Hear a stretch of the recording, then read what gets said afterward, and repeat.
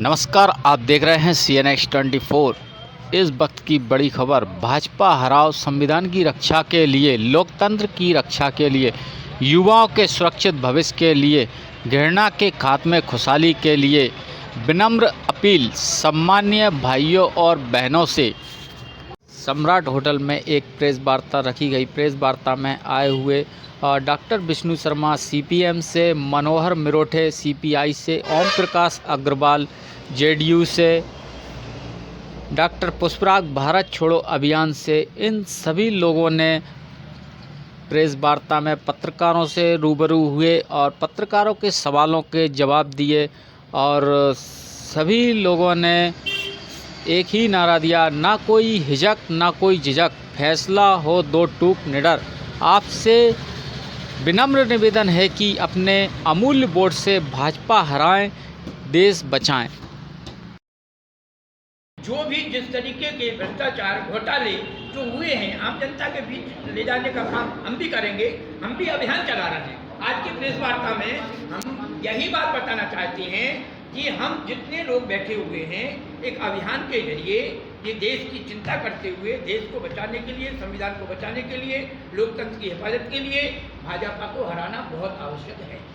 पूरा है भारी भरकम तरीके से बीजेपी इस तरीके से पैसा देकर खरीद रही है, वोटरों को खरीद रही है, मतदाता को प्रभावित कर रही है।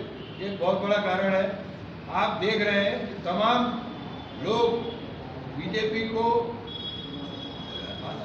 जिताने के लिए, कौन सी शक्तियां हैं जो इस देश में बीजेपी को जिताना चाहती हैं।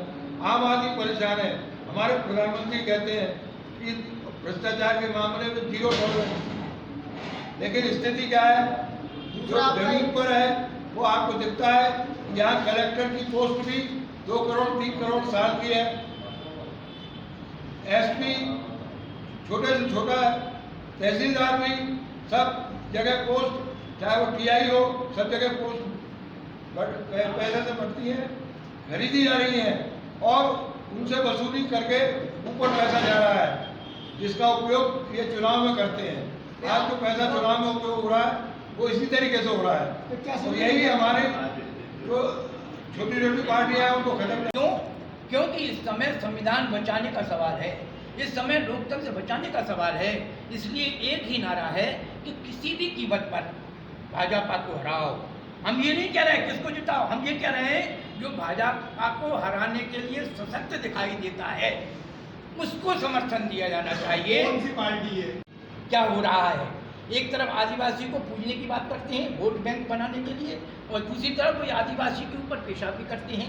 नहीं, आपसे एक महत्वपूर्ण सवाल ये था कि और पिछले 20 साल जब ये भाजपा की सरकार, यहाँ शिवराज सिंह चौहान जी की सरकार यहाँ स्थापित हुई मध्य प्रदेश में, उसी समय ये समझ में आ गया था जब नोट गिनने की मशीन ये मुख्यमंत्री के घर में आना शुरू हुआ, तब से समझ में आ गया था। और उसके बाद मध्य प्रदेश में जितने बड़े बड़े घोटाले हुए हैं, व्यापम जैसा घोटाला जिसमें 5 पीढ़ियों का भविष्य नौजवानों का बर्बाद हो गया, और ऐसे तमाम घोटाले सामने आए हैं।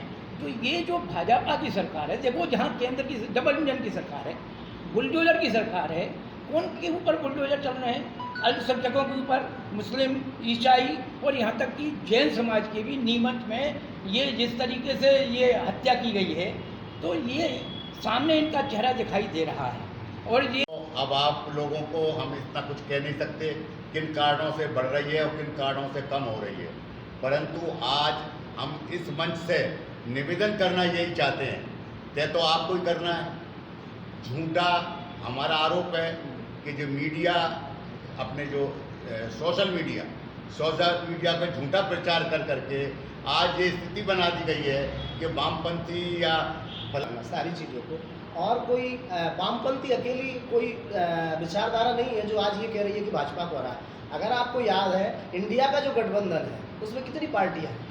पूरे देश से, मतलब भाजपा को छोड़ दो या 1-2 और दल को छोड़ दो, तो सारी राजनीतिक पार्टियां भाजपा को हराने के लिए बात कर रही है। और क्यों कर रही है ये आप भी अच्छे से जानते हैं कि कोई ऐसा सामाजिक, राजनीतिक या शासकीय संगठन ऐसे नहीं है जिस पर उन्होंने कब्जा ना किया हो, और खास करके वो ऐसी एजेंसियां जिससे कि किसी भी राजनीतिक या किसी भी व्यक्ति को दबाया जा सके या उसको अपने अंडर में किया जा।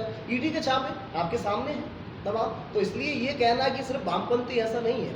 सारे लोग, वो लोग जो आज वर्तमान में इस शासन कुशासन से प्रताड़ित है, वो सब भाजपा को हटाना चाहते हैं।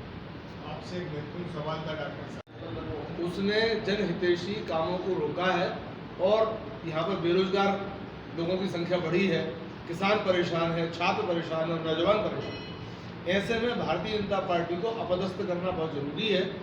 ऐसी स्थिति में भारतीय जनता पार्टी को परास्त करने के लिए जो भी सक्षम कैंडिडेट हमारे गुना शहर को दिखता है उसको वे चुने और इस सरकार को पलटें।